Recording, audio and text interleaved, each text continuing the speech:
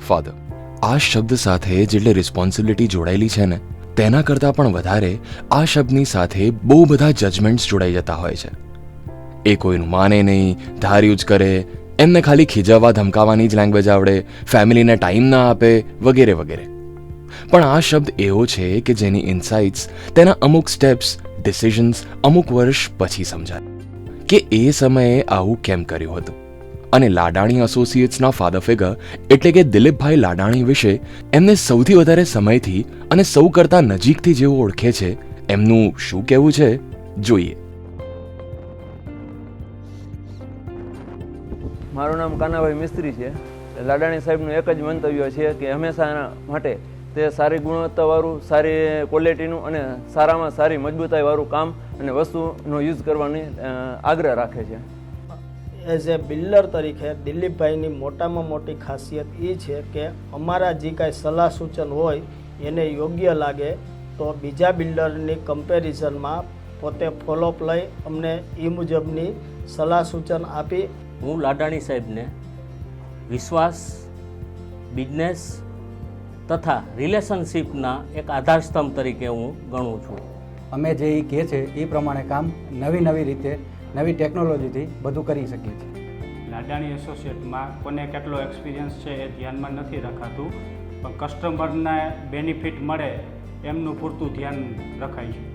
લાડાણી એસોસિએટનું આ જ એટમોસ્ફિયર મને વધુને વધુ સારું કરવા માટે ઇન્સ્પાયર કરે છે.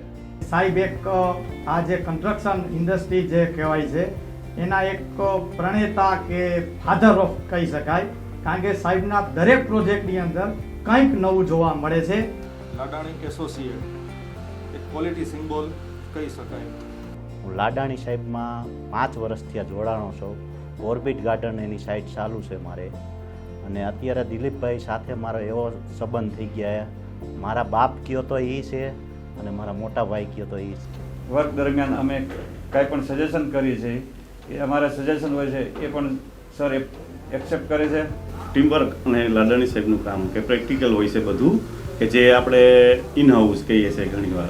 લાડાણી સાહેબ ડ્રોઈંગ અને બધું ઓફિસ વર્ક કરતા હોય છે, તોય મારી સાથે આવી સાઇડ ઉપર વિઝિટ કરી અને મને નાનામાં નાની બાબત સમજાવી અને એમાં ફૂલ ઇન્ટરેસ્ટ અથવા રસ લઈ અને મને શીખડાવે છે. મારી લાઈફમાં મેં 2 વાત શીખેલ છે, એક વર્ક ડિસિપ્લિન અને પંચ્યુઆલિટી, જે મેં લાડાણી એસોસિએટમાંથી શીખેલ છે. પણ લાડાણી સાહેબની પ્રેરણાથી અને એના માર્ગદર્શનથી આજે હું નવા પ્રોજેક્ટ અને પૂરેપૂરી જવાબદારી સંભાળી શકું એટલી મારામાં સાહસ આવી છે. ઘણી વખત અમારે સાહેબ તરફથી પૂછવા નથી જવું પડતું કે આમાં કઈ વસ્તુ કે કઈ વાપરીએ, એમાં બેસ્ટમાં બેસ્ટ હોય એ અમે વાપરીએ છીએ. મેં માસ્ટર સ્ટ્રક્ચર એન્જિનિયર પૂરું કરી રાજકોટમાં પ્રેક્ટિસ સ્ટાર્ટ કરી ત્યારથી લઈ as a architect, as a builder જે રીતે કામ કર્યું છું એની અંદર મને રાજકોટની મારા ટીમનો ખૂબ જ સિંહ ફાળો છે. મારા ફેમિલીએ પણ ખૂબ મને સપોર્ટ આપ્યો છે, અને એટલે જ આ બધા સપોર્ટથી આપણે રાજકોટને એક નવી ઊંચાઈ ઉપર રિયલ એસ્ટેટને આપ્યું છે. હું મારા ફાધરને આ પ્રોફેશનલ ફિલ્ડમાં એક સર તરીકે માનું છું, અને સર અને એમની ટીમે જે 30 યર્સની લેગસી ક્રિએટ કરી છે અને રાજકોટના રિયલ એસ્ટેટને આટલું કન્ટ્રીબ્યુશન આપ્યું છે.